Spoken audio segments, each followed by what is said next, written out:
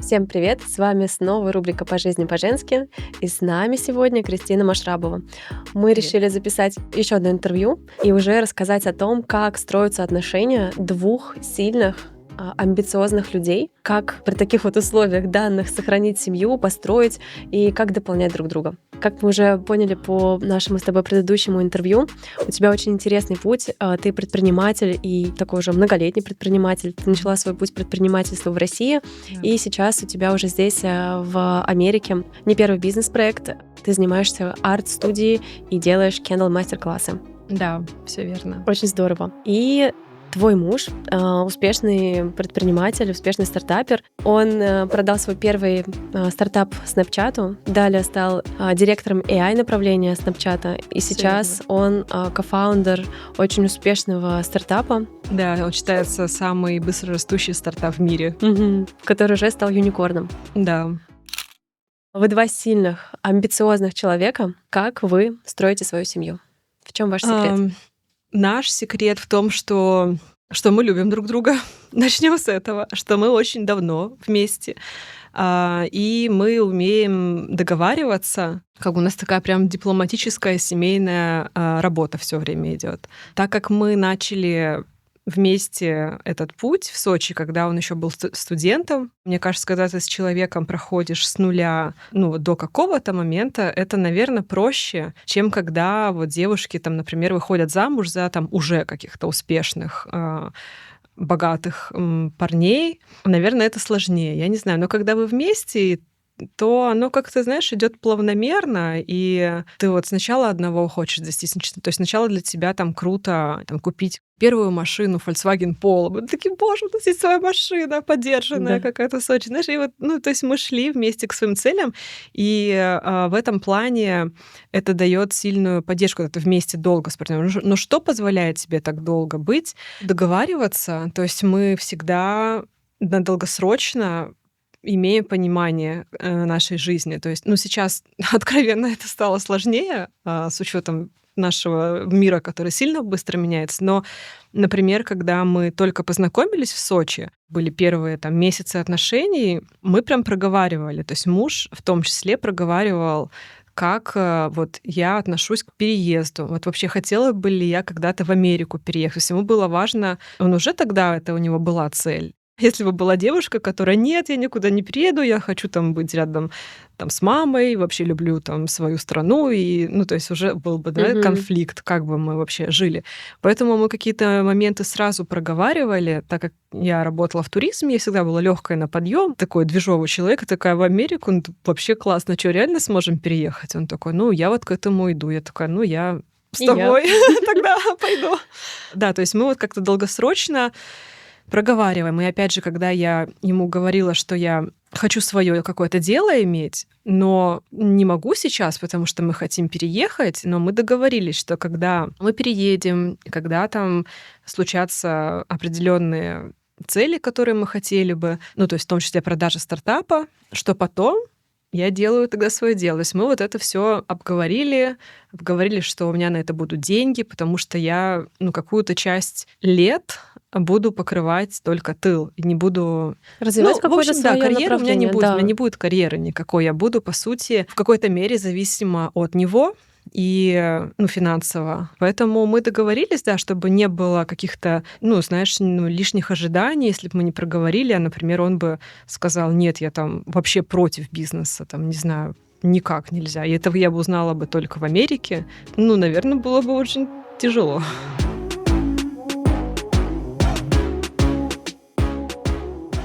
Сколько лет вам было, когда вы познакомились? Ему был 21 год, а мне 25.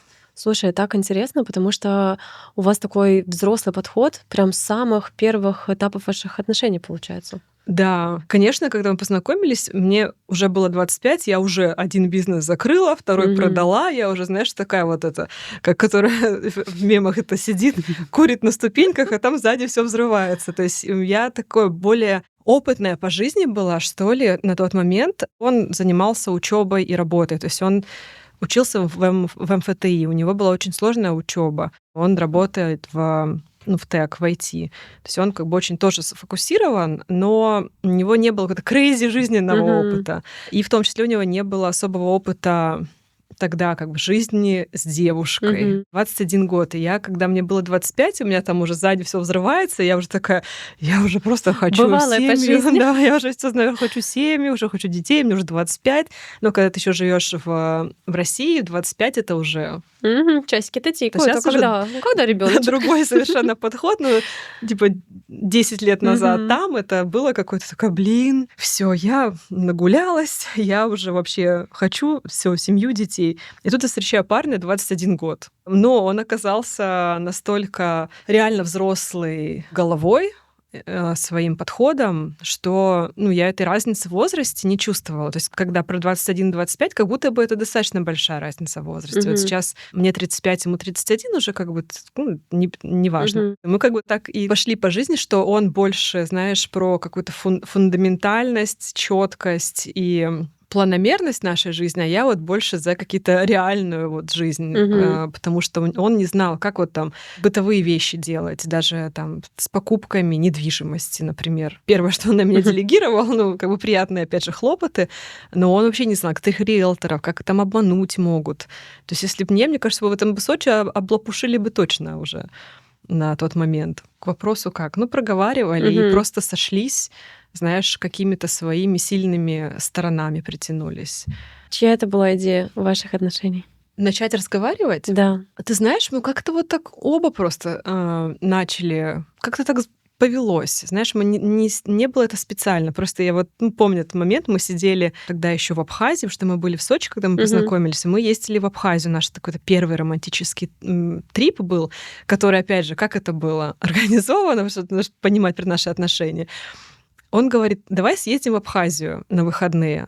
Я говорю, круто, давай, хорошо. Он говорит, только у меня нет времени, у меня же там на работе очень много всего. Я тебе скину, типа там сколько, 1010 хватит? Тогда те деньги еще хватало. Надо снять машину, что-то забронировать. Сделаешь это? Я такая, конечно, да. И для меня это было окей. И мы сидим на берегу, и мы, буквально знакомы там сколько, 2 недели. И он говорит, слушай, а как ты считаешь, вот люди, когда встречаются, они вот через сколько должны вместе жить, начинать? Я такая, слушай, по-разному у людей бывают ситуации. Наверное, через год, может быть, там через полгода. А как вот ты вот считаешь из твоего вот опыта? Я же вижу, опыт не было. Это как вот, например, ты думаешь, в семье там деньги должны быть распределены? Или, это у мужа и жены потенциально.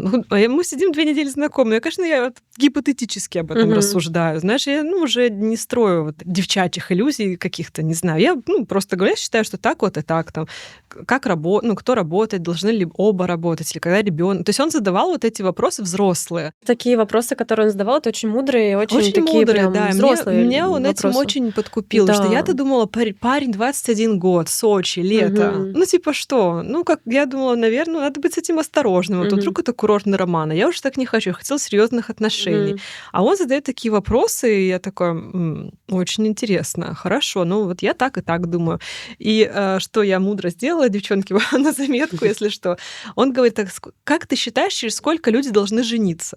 И я не будь дурой и скажу, я считаю, что если через год парень не делает предложение, то в этих отношениях больше никакой перспективы нет. Я так ему и сказала. И он Потому принял что я всё сказала, что это я ему, а что, за серьёзно. год все понятно. Если съезжаете через полгода живете, что может быть? Какая причина, почему может не быть предложения? Нету причины, я считаю так. Он это на ус намотал. Он все, знаешь, я уверена, что у него был какой-то заметка, куда он это все фиксировал. Потому что ровно через год наших отношений он реально как бы начал говорить о том, что как мы будем типа свадьбу делать. Я такая, так сначала предложение надо сделать. Это такое, он такой, это понятно. Но свадьба, то есть у него был какой-то практический подход ко всему очень. И это было специфично к этому привыкнуть, Мгм. потому что, я тоже первый раз встретила человека с таким очень техническим умом и очень структурированным. Мне в этом, в принципе, комфортно, но поначалу это иногда было too much, что вот Мгм. мы про свадьбу говорим, чувак. Здесь должна быть какая-то романтика. Но в итоге я забронировала нам ресторан, Конечно, я не знала, что там будет у нас предложение, но как бы уже Но знала. маникюр уже был готов. Ну, маникюр был готов, да.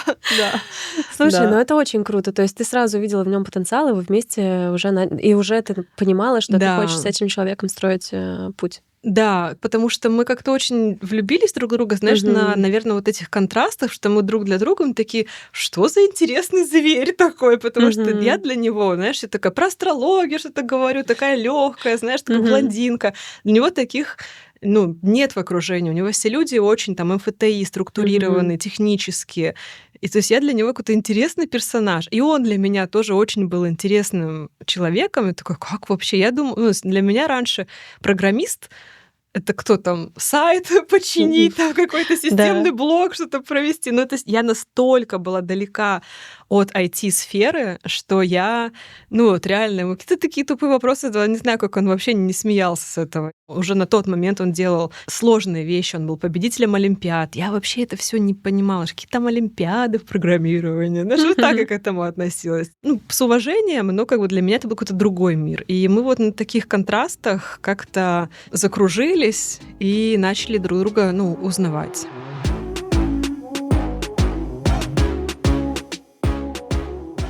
У вас было, получается, общее видение, да, того, куда вы идете. Да, из-за того, что у нас были в начале, в самом вот эти какие-то разговоры, как мы представляем, и, Саша, он, все, вот он так как бы понял, он с этим согласился, в принципе, и вот он так и думает. Вот, например, про брак, да, что через год, я сказала. У него было такое же мнение. Вот мы не поженились через год, у нас был выбор, и он мне его дал. Он мне говорит, слушай, у меня командировка там в Америку, вот мы с тобой познакомились в мае, сейчас март. Мы либо можем свадьбу в мае сыграть, что я такая, как мы сыграем свадьбу в мае, если сейчас уже март? Ну это ладно. Либо вот у меня сейчас командировка в Америку, но я тебя могу взять. Вот у нас есть такая-то сумма денег на это. Что ты больше хочешь? Конечно, Америка. Конечно, Америка. Свадьба может подождать. То есть настолько у нас, мы вот настолько все проговариваем. Слушай, настолько просто на самом деле, как будто, да? Да. Безо всяких там... Да, поначалу было непривычно, потому что, конечно, очень много плюсов, но минус в том, что, как бы романтика, она тоже, знаешь, как-то... Своеобразная. Своеобразная, да, она своеобразная, она тоже запланированная. Вот. И, мне кажется, наши самые сложные отношения на самом деле были первые 2 года. Потом все стало как-то проще, и мы договариваемся, проговариваем, и, то есть вначале, возможно... Мне просто были многие вещи, его логики непонятны из какой-то своей, а ему были непонятны мои какие-то более эмоциональные. Но когда вот мы ссорились, что-то, я там очень сильно обижалась на какие-то вещи, но в конце мы все равно это проговаривали. И все равно он и я, мы друг друга услышать пытались. Вот. Потом уже ты привыкаешь к этому подходу и так просто, окей, давай так, так и так. Слушай, а вот что касается успеха, потому что, как мы знаем, по некоторому опыту, часто бывает такое, что успех может ломать людей, самого человека, близких людей рядом, там, жену или мужа, и вообще в целом отношения. Как вы переходили вот эту черту первых успехов? Очень хороший вопрос. Буквально недавно на моем дне рождения мне подруга одна сказала, что, слушай, так я наблюдаю за Сашей, и сейчас у него компания Unicorn, у всех на слуху, и он не зазвездился. А я-то знаю нашу внутреннюю сторону жизни, что ему до того, чтобы зазвездиться, это вообще, я не знаю, у него какой должен быть уровень. Возможно, у него есть такой же минус, как у меня, с тем, что, помнишь, я говорила, что когда у меня был какой-то провал, и предыдущие достижения, такая, да, там пути. Любой может, это все могут. И, возможно, у него какая-то такая же штука, что он достигает успеха, и для него это уже как бы база, типа норм. Так я же к этому шел. То есть пока вот этот длинный очень путь, он длинный всегда и очень стрессовый, что по итогу, по сути, очень мало времени им наслаждаться, и уж там не зазвездиться никак. То есть ему, чтобы словить звезду, ему надо стать, я не знаю кем. Такой есть, да, момент. Наверное, это тяжело, но это помогает вот ему держать вот этот фокус. То есть он вообще не склонен к этому. То есть у него такой высокий уровень этики и человечности. Я думаю, что да. И плюс путь в Америке, когда ты чего-то достиг, но ты потом должен бежать еще быстрее. Особенно в AI в 26-м году. В бизнесе, где у него сейчас, там очень высокие ставки. И если ты остановишься, словишь звезду, все, завтра тебя не будет. Да. Особенно если ты иммигрант русскоговорящий, ты просто не имеешь права словить звезду, иначе она у тебя может все последней оказаться. Вот. И опять же, по американским меркам все еще Есть куда расти. есть куда расти, да. А что касается тебя, особенно вот я так замечаю, в странах СНГ бывает такое, что, ну вот муж, например, достиг каких-то высот, и жена может все эти лавры взять на себя, и типа вот я это все сделала благодаря мне. У тебя как будто бы такое не замечается совсем. Ну, Как ты справлялась? да, наверное, может быть, потому что на нас успех не упал в одночасье, и даже вот эта продажа стартапа первого, она была, ну, очень плавномерной. То есть они к этому шли, они знали, что они делают его, чтобы продать. Ну, американской компании, ну, как бы какой еще? Уже мы все равно понимали цифры. То есть к этим цифрам тоже надо привыкнуть. Знаешь, потому что когда продали первый стартап за там 160 миллионов, но не знаю, что люди же понимают, что не все деньги идут в карман кофаундерам, там были инвестора, то есть там на команду, на всю очень маленький процент, и только какие-то там доли потом достаются кофаундерам, и то через 4 там, года, ну или сколько-то лет, по-разному бывает. И как бы как ты привыкаешь потом к этому, и я помню день, когда у нас пришли первые деньги с продажи стартапа, это, конечно, было круто. Я прям этот момент в голове очень долго рисовала, думала, как вот я потрачу эти там первые деньги. Но в итоге я просто как-то растерялась и хотела это шопинг себе представляла, как я иду там на Беверли-Хиллз, все покупаю. Но именно в этот день такого не случилось. Был какой-то другой. Да, ты за то, что это не случается в одночасье, ты как-то к этому привыкаешь, и потом уже, продал такой стартап. 160 миллионов. Сейчас оценка стартапа уже несколько миллиардов, вот уже нового.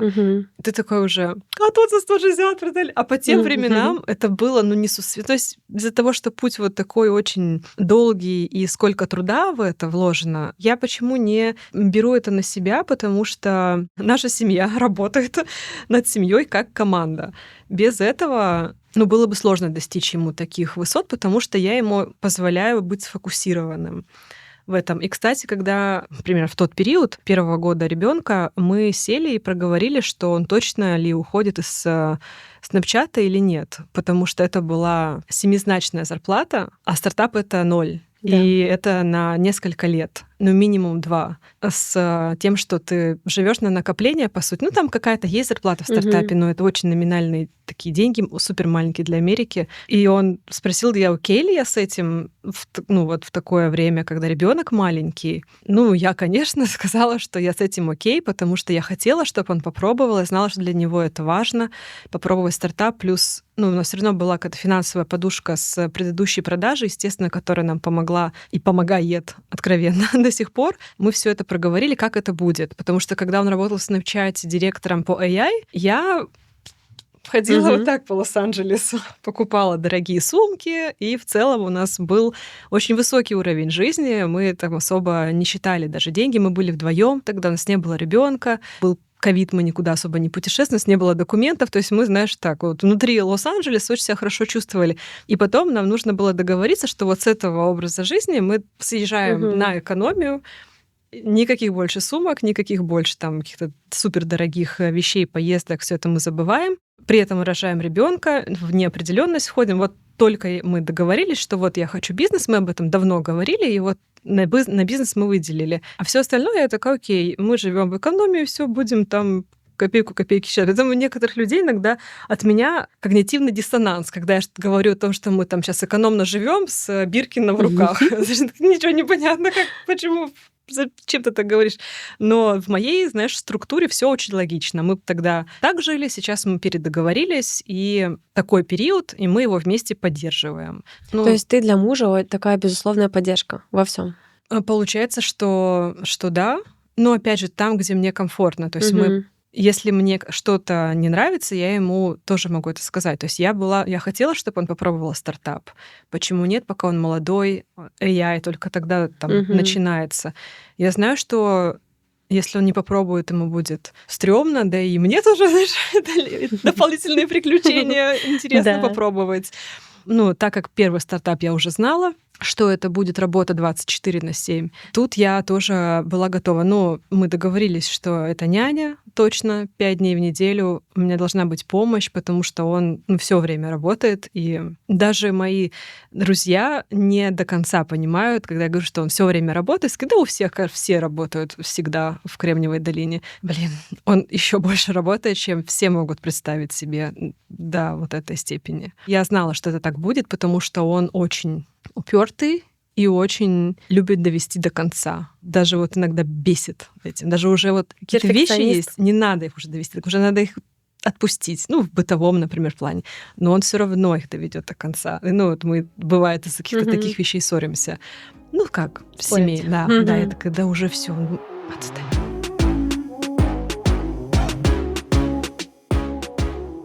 А бывало ли такое то, что его масштаб каким-то образом давил на тебя в какой-то сфере? Нет. Мне, наоборот, от этого только плюсы, бонусы, потому что чем больше у него масштаб, тем больше его куда-то приглашают, какие-то поездки появляются. В принципе, все, куда мы ездим за границу сейчас, это у нас ни разу за жизнь в Америке не было ни одной поездки, которая совместной, которая бы не была его командировкой параллельно. Те же Гавайи, у него там конференция. Он будет ходить на конференции, мы будем ходить купаться. Дубай. Вот мы сейчас были недавно в Дубае. У него там было много встреч, и он говорит: слушай, там много встреч в Дубае и вообще там в той части света. Мне нужно будет типа недели на 2 уехать. Вы можете поехать со мной, либо одни дома быть. Я такая: мы едем с тобой, но только давай не на 2 недели, а на 3, потому что я знала, что с ребенком эта перестройка будет очень сложная по времени. Я говорю: мы поедем с тобой, мы будем рядом. Мне так тоже будет удобнее, чем быть одной дома с ребенком и собаками. Плюс в Дубай классно съездить всегда. Но я говорю: только давай так, чтобы это на 3 недели было, как-то вот сделай свою командировку еще какие-то что-то, поставь туда, пожалуйста. И вот мы так и сделали. То есть, видишь, мы в каких-то таких вещах договариваемся. И здесь он меня услышал и добавил еще рабочую неделю в той части света. То есть меня как-то его масштаб не давит вообще, только наоборот. Мне даже сложно представить, у кого есть такая проблема. Приведи пример. Сейчас просто такой момент, то, что в мире в целом, да, женщина очень сильно меняет свою роль. И если, например, какое-то время назад женщины были готовы, например, быть только мамами, домохозяйками, то сейчас женщина, она выбирает развиваться и не только быть дома. То есть в любом случае мы видим эту тенденцию, и мне вот очень интересно смотреть на то, как семьи строятся, как они сохраняют отношения, когда оба человека, оба партнера сильные. Потому что так или иначе кто-то может быть в какие-то периоды времени сильнее, да, и вот эта вот подстройка друг под друга, мне кажется, она очень важна.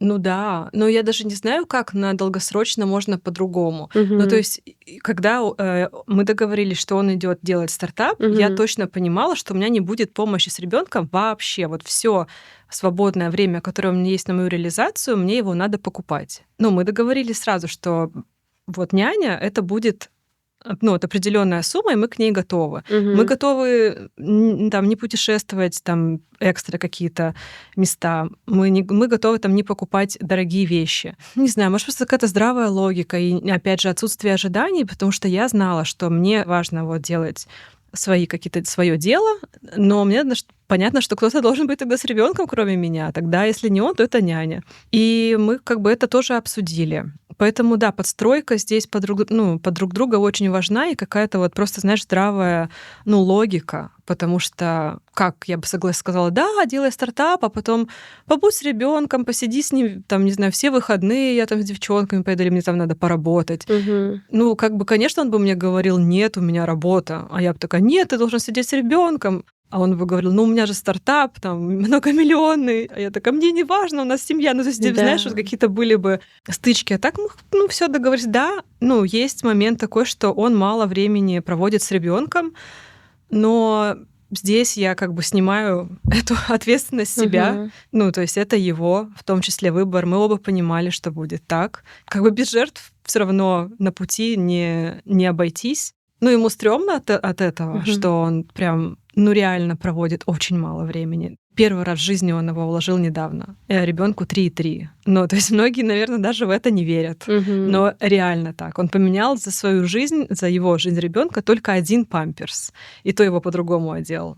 Ну вот, реально. Я не шучу, не преуменьшаю. Вот настолько мало. Ну, как бы это уже они будут вместе выяснять друг с другом. При этом, почему я к этому так спокойно отношусь, потому что я знаю, что он очень сфокусирован на семье. То есть он все свободное время, которое он может, он хочет с нами провести. Все какое-то внимание, которое он может дать, кроме работы, он его даст ребенку. Нет такого, что он там с пацанами куда-то пошел или там в компьютерные игры, например, не играет. Какие-то, то есть нет, то есть если бы я видела, что он там только работает, не общается там с нами, то есть он хочет быть семьей, но работа такая. У вас такой пример, на самом деле, очень сильной, крепкой пары, как, на мой взгляд, который можно назвать даже как power couple. Наверное, да. Надеюсь, что так, да. В которой вы оба такие очень сильные, мощные. Ну, я знаю, что для многих людей это, наверное, too much. Ну, я же все равно общаюсь с девчонками, с подругами. И, видимо, у меня тоже есть такая как-то очень рациональная часть, которая позволяет вот так договариваться. Обычно девчонки, конечно, более эмоциональные. Как раз-таки хотела у тебя спросить, как вот у тебя выражается вот эта вот твоя эмоциональная женская составляющая, когда там, например, хочется, не знаю, там обнимашек или ой, давай вот проведем вечер вместе или что-то такое. Но у нас это все равно есть. То есть это все равно есть, просто это обычно такое уже... Запланированное. Да, во-первых, запланированное. Запланированные обнимашки. Такое просто... Давай это полежим, да, тяжелый день. Ага. Ну, как-то так. То есть у нас все равно непрерывная какая-то коммуникация и, всякие обнимашки и так далее есть. Просто, мы, например, не ходим на ужин в ресторан. То есть у нас нету времяпрепровождения, что мы вдвоем идем out. Но и как будто бы для нас обоих это не make sense. Не хочется. Да, потому что вот мы сядем, будем друг на друга смотреть, мы уже и так все обсудили, уже и так все как бы знаем. Как-то нам это особо не интересно. Нам классно вместе там поехать. В Дубай мы вместе поехали. Все равно там больше получалось времени быть вместе. Вот мы ходили только на завтрак в какие-то кафешки. То есть он отдаст приоритет, чтобы побыть втроем дома с ребенком, чем если бы мы, например, заказали там няню на вечер и пошли аут в ресторан, нарядиться красиво. То есть мне это тоже... Я вот нарядиться красиво с девчонками пойду. Да, а с мужем я лучше буду вот втроем с ребенком дома. Или там мы съездим, не знаю, на океан, куда-то. Как-то активно проведем время. Но я знаю, что для других там девчонок это важно, вот именно с мужем так вот выйти. Но мне без разницы. Я с девчонками это как-то восполняю, что ли. У вас свой формат романтики. У нас какой-то свой формат, да. У меня вот романтика, вот он едет на конференцию в Европу, как раз в мае, когда нам 10 лет наших отношений, и вот романтично позвал меня с собой туда. Я такая... Супер, да. И даже предложил вырваться из конференции на пару дней, съездить там в соседний город. Просто побыть вдвоем, потому что у нас 10 лет как раз будет знакомство. Я такая, супер. Ну, это все запланировано. Я уверена, у меня там в этой поездке ничего спонтанного не будет. Но как бы классно. То есть он важнее, что он про меня думает. Знаешь, что его позвали на эту конференцию в Европу. Наверное, если бы не я, он бы туда не поехал. Потому что это для него скорее расфокус. Но его спикером туда позвали. Но там ему все оплачивают, и он знает, что я люблю, и что я там давно не была, и давно про нее говорю. Мне приятно, что он про такие вещи думает. Да. Поэтому мне, как бы, знаешь, это наполняет. То есть я не чувствую себя какой-то обделенной, что обо мне муж не думает. Нет, я, наоборот, знаю, что он очень сильно думает.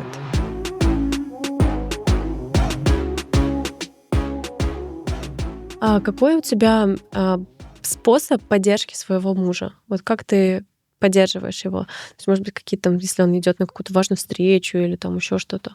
Способы поддержки есть, но в основном они, честно говоря, очень сибирские и четкие. Я просто знаю, что он заряжается, я его поддерживаю своим позитивом. В моменты какой-то, например, нестабильности или там, когда не все получается, даже мне достаточно сказать: да все вообще хорошо, слушай, вообще классно. Ну, не будет этого, вот так, все, уедем там на Бали, вообще там Мгм. купим виллу, будем вообще кайфовать от жизни. Ну, если как, ну, такой, ну вот, типа, ты так позитивно про все мыслишь. Я такая: ну, а чё, ну, не серьезно. Он такой: ну, серьезно. Я говорю: ну, так серьезно, а чё, конечно, так и сделаем, не переживай. Ну, в худшем случае у нас вообще вот так будет.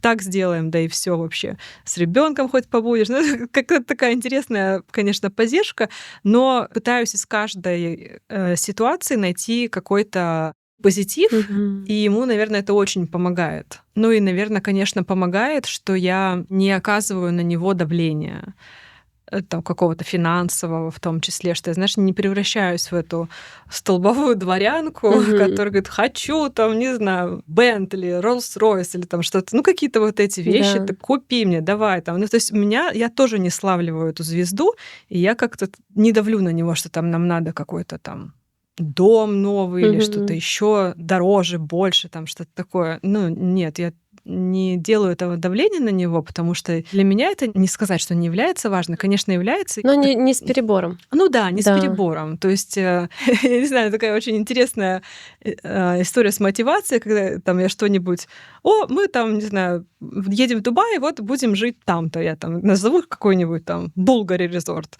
Мгм. Смотрю, сколько он стоит, такая: ну, может быть, не в этот раз. Давай тогда, в принципе, можем и вот здесь пожить. Ну, то есть он все равно же как бы славливает, что я хочу какой-то такой уровень, но я абсолютно легко Мгм. такая: ну, хорошо, вот так тогда сделаем. И мне кажется, это его одновременно мотивирует, но с тем же самым не Не загоняет, давит, не да, давит. да. Да, что я бы сказала: чё, столько работаешь, а мы что, не можем вот это там себе позволить? Ну, какие-то вот такие вещи, знаешь, я, как бы даже не Мгм. могу представить, что я так скажу, это мне самой так неприятно. И думаю, что его это помогает, потому что если бы я была человеком, которому материально ничего не надо, Мгм. то было бы сложно. Потому что мы бы тогда были оба какие-то очень, видимо, отлетевшие, Мгм. ну, в разных смыслах этого слова. Потому что он как типичный, знаешь, этот фаундер. Вот у него одна майка, там носки, ну, то есть ему материальный мир абсолютно понятен из серии, знаешь, когда как бы от меня идет. Ну, мне кажется, во многих отношениях от женщины идет Мгм. вот эта энергия «хочу» чего-то, но вот здесь как-то важно не передавить, что ли. Я даже не Мгм. знаю, как это сказать.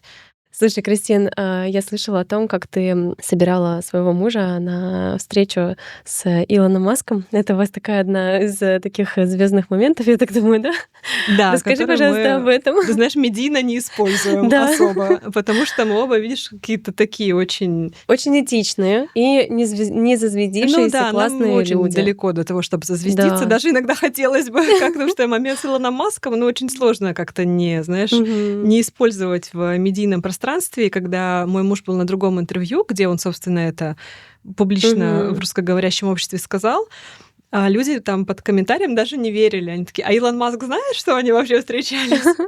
Вот, это очень забавный момент, но то, как это случилось, это просто киношный эпизод жизни в Кремниевой долине. Мгм. Мы едем домой от наших друзей из Пало-Альто, едем к себе в Лос-Гатос. Время где-то 8:30 вечера. Я рулю. Вот это тоже, кстати, неконвенциональный момент, что всю нашу жизнь всегда я за рулем. Муж Мгм. умеет водить, но в России он вообще не водил машину. В Америке он начал водить Теслу на автопилоте. Мгм. То есть по дефолту за руль сажусь я. И мы едем, я рулю, он сидит в телефоне такой: со мной сейчас Илон Маск хочет встретиться. Мне типа написал его там помощник. Я такая: что? Серьезно? Сейчас? Это уже 8:30. Он такой: ну, так он работает круглыми сутками, это же всем известно. Я такая: прям вот настолько? Подожди, серьезно, что? Может быть, это Подожди. спам? Да, это как? От кого? Типа, кто тебе написал?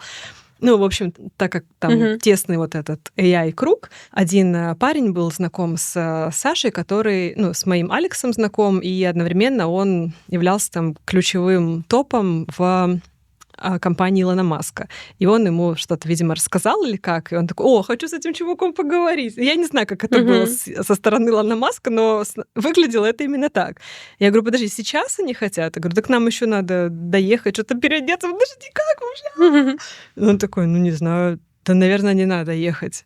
Я такая: да, конечно, надо ехать. Ты что? Ну, ты знаешь, такой прям вот эпизод для голливудского фильма. Я говорю: конечно, надо ехать. Это же Илон Маск тебя позвал. Он такой: Ну, он заволновался, мне кажется, конечно, в этот момент. В общем, он решил позвонить своему кофаундеру. Ну, то есть это его он не позвал с целью там купить компанию или инвестировать. Ну, то есть вообще непонятна была цель, но то есть это был просто разговор, познакомиться. Знаешь, Да. ну вот этим богатым людям интересно иногда познакомиться вот с каким-то таким становящимся заметным на вот этой нашей песочнице Кремниевой долины чуваком. То есть он позвонил своему кофаундеру, посоветоваться, вообще об этом сказать. То есть это не было к тому, чтобы продажа, ну вот просто пообщаться. Но, тем не менее, они решили поговорить. Дома я ему подготовила какую-то одежду другую, я думала, что подойдет. То есть, знаешь, опять же, какой-то технический такой тыловой момент. Подготовить мужа. Да. Да, он параллельно там, в общем, с командой говорил. И он такой говорит: да я, наверное, не пойду. Я говорю: иди, ты точно пойдешь. Я почему-то думала, что нужно ехать куда-то домой. И мне было дико интересно, у меня меркантильная была цель, я думаю, если я его привезу, а там еще, ну, типа, он наверное, меня домой, тоже пригласят. Да, а у нас как бы ребенок на заднем сиденье сидит, которому уже спать надо. Я такая: ничего, не поспит одним днем, возьмем с собой. Но, короче, это оказалось в офисе, и в итоге мой муж даже 10:30, наверное, туда только приехал. И часов до 2 ночи они там, в общем, просто разговаривали про все подряд, про AI, про там какие-то вопросы он ему задавал. На следующий день он его тоже позвал. И я так: вау, второй день круто. подряд. Ну, слушай, я не думаю, что Илон Маск не позвал бы второй день подряд, если бы твой муж Алекс, он бы не был таким прекрасным человеком. Он как из-за того, что у него есть вот этот фокус в работе, он очень много, понимает в этой сфере реально. То есть он профессионал своего дела, и ему было интересно поговорить. Как ты думаешь, во что выльются эти 2 встречи? Я думаю, то есть это уже было год назад, то есть здорово иметь это знакомство, но пока что ни во что не выливается, и такой цели изначально не было. То есть это просто прикольный опыт. Слушай, очень круто, очень круто. Такая вообще офигеть.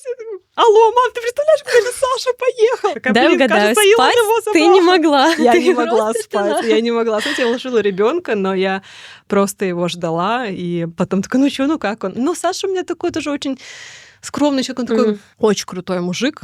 Я, конечно, им сильно впечатлился. Вживую он меня прям поразил. То есть для Саши он на самом деле был прям откровением. Он с ним прям говорил. То есть чувак из Челябинска. Когда бы мог подумать, что Илон Маск тебе какие-то вопросы задает, и тебя как бы реально слушает. Ну, то есть понятно, что у них больше техническая, плюс российский космос была беседа. Точнее, советский космос. У него вся семья доктора наук. И они все, у него мама по ракетостроению была, и он как бы, если я жила в среде предпринимателей, каких-то муток и туда-сюда, то он жил в среде докторов наук технических, преподавателей в университете. И мама у него преподавала как раз-таки ракеты, и, естественно, Саша там что-то много про это все знал. И на этой теме, конечно, им было интересно. Как мы все знаем, Илон фанат советского космоса. И кроме этого еще там что-то они про Китай говорили. У Саши намного больше было понимания китайского рынка, чем у Илона. И потом очень классный момент был, что на тот момент еще Илон с президентом Трампом в хороших отношениях был. Потом у них через несколько там дней была какая-то встреча, и Илон выдавал информацию про китайский AI. И Саша такой: это я ему сказал. О, вот это вообще классно. Это я ему сказала, что типа так.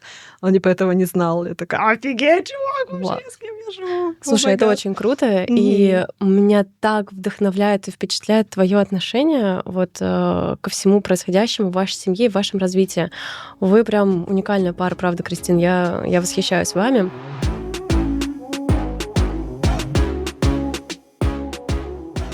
Слушай, а если вот посмотреть, например, на то, вот как вы сейчас идете к целям, у вас есть какая-то цель на ближайшее время? Сейчас сложно стало иметь цель. Все как-то в этом году сильно поменялось. То есть в какой-то момент нашей жизни было нам важно иметь там дом, да, в Америке и так далее. В том году мы продали свой дом. Он перестал для нас быть таким важным. То есть у нас была цель прям как бы купить дом в Америке. Вот он у нас был в Лос-Гатосе, мы его продали. Сейчас у нас разные одновременно одинаковые цели. Кстати, мне моё дело позволяет не сойти с ума и вообще держаться в этих отношениях, в том числе, возможно, как ты говоришь, не потерять себя или как-то жить с масштабом мужа, потому что у него очень много неопределенности. То есть иметь этот стартап здесь это много неопределенности. От, не знаю, от того, что ты завтра можешь стать миллиардером, до того, что ты завтра можешь манатки свои собирать и вышвыриваться куда-нибудь из Америки, не знаю. Или можешь там, не знаю, серединный вариант пойти устроиться там в Google или OpenAI.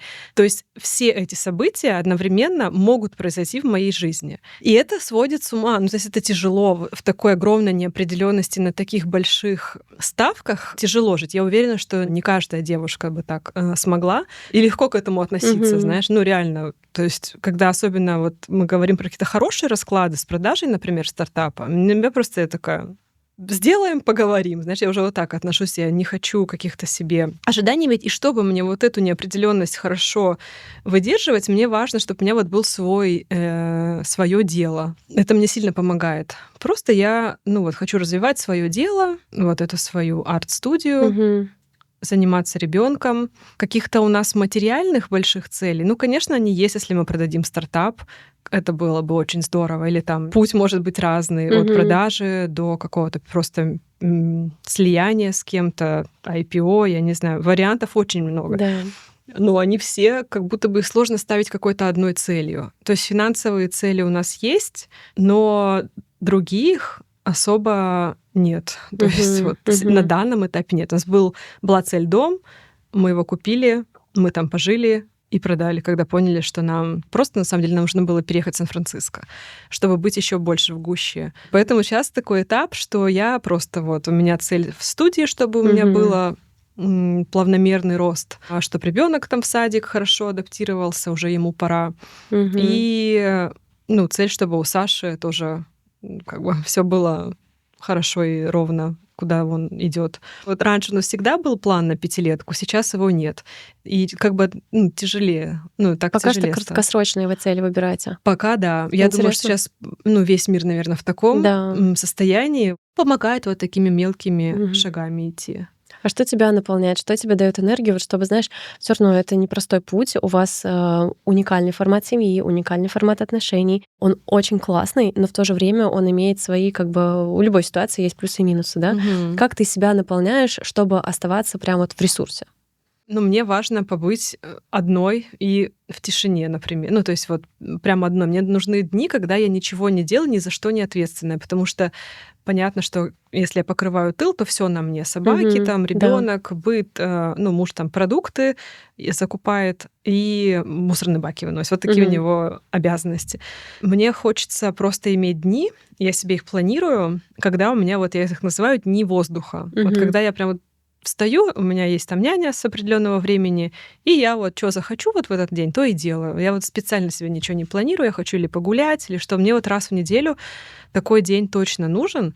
Еще с недавнего времени я поняла, что меня наполняет, когда мы куда-то ездим, даже если там краткосрочно, например, в поездке или в отель, где мне сервис оказывают. То есть не где я обо всех, знаешь, забочусь, а где мне завтрак принесут в номер, где мне там полотенчика принесут, чтобы кто-то обо мне тоже, знаешь, заботился. Дни вместе нам тоже нужны. То есть мы можем на каком-то спринте работать оба. Я более гибка в работе, Саша менее гибкий, и после какого-то спринта ему прям надо дома побыть. То есть какие-то выходные семейные мы делаем. Все равно выделяем, чтобы прям мы поехали на океан с семьей. То есть это тоже, это скорее нас вместе наполняет как семью, а меня отдельно это, и плюс женское комьюнити.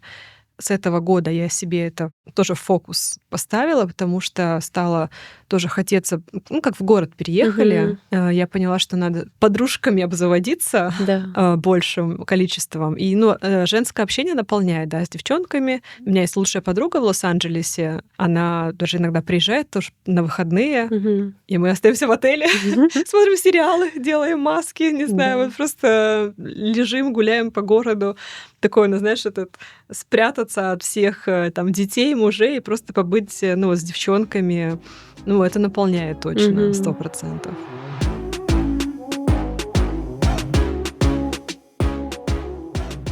А если вот убрать все социальные роли, все задачи мужа, ребенка и оставить вот только ты, о чем ты мечтаешь? Какая Ой, твоя мечта? это очень хороший вопрос, потому что, ну вот мне сейчас исполнилось 35 лет на той Мгм. неделе. Вот мне надо новый образ своей мечты какой-то иметь, потому что у меня как будто бы все, что я раньше мечтала, оно, слава богу, осуществилось. Мгм. В последнее время мне сложно материальными какими-то вещами оперировать из-за нестабильности этого мира. Мне как-то проще состоянием, что ли. То есть Мгм. состояние, которое я точно хочу, чтобы это, ну, было состояние свободы всех выборов, того, где мы там хотим жить, передвижений. Вот для меня это сильно важно. Я вот не могла бы где-то в одном месте зависнуть. То есть мне хочется этот мир открывать и получать вот новые какие-то эмоции, и вместе с семьей это делать круто. То есть я бы хотела вот сохранить вот это состояние того, что мы как-то открываем мир вместе, Да. какие-то экспириенсы, новый опыт. Ну да, и, наверное, больше состояния вот какой-то гармонии, счастья. Такая моя мечта, чтобы большинство времени, все время это нереально, понятно, но большинство времени я вот ощущала какую-то, ну, активность, драйв, счастье. Ну, в том числе, возможно, масштаб мужа. То есть ты вот Мгм. спрашиваешь, ну, слушай, как это психотерапия для меня заодно. Что ты спрашивала про масштаб мужа, он меня совершенно, я только рада, потому что мне, ну, как бы это нравится. Мгм. Наоборот, это для меня какие-то новые, в том числе, возможности и горизонты. Да. Вот. Ну, такая простая женская мечта, мне кажется, все равно как бы счастье, дети. Ну, второго ребенка я хочу Мгм. тоже, но уже с пониманием того, как это в реальности в Америке, когда ни бабушек, ни дедушек, никого. Да. Вот, как-то так. Спасибо тебе огромное за такую честную, откровенную беседу. Ты прям рассказываешь все очень честно и искренне. На самом деле это очень вдохновляет. У вас невероятно интересный путь. И ты знаешь, меня еще очень вдохновляет то, что вы идете прям вот сначала прямо вместе, знаешь, как заодно команда, вы Ну настоящая да, да, команда. И это да. правда восхищает, вдохновляет. Спасибо за то, что вы оба достигаете все больше и больше высот и сохраняете в себе этичность, человечность, открытость, которую каждый человек должен в себе сохранять, достигая любых успехов. Спасибо, очень приятно. Мне Да. приятно услышать обратную связь, что, ну, то есть мне иногда кажется, какие-то вещи, они очевидны и понятны, но в нашем мировоззрении это так. Мгм. Ну и я очень надеюсь, что мы так и не словим никакую звезду, а может быть, надеюсь, что мы ее словим, но это будет значить, что мы уже где-то там Да, вообще в стратосфере. да. Вот. Очень интересно было поговорить. Спасибо за твои вопросы, за приятные слова. Как будто бы, знаешь, с подружкой сели поговорить про семью. Спасибо большое, Кристина. Спасибо. Спасибо большое, что досмотрели до конца. Я очень надеюсь, опять-таки, на ваши комментарии, потому что у Кристины и у Алекса очень интересный формат семьи. Поделитесь своим мнением, что вы думаете по этому поводу. Желаю всем счастья, удачи, до новых встреч. Пока-пока.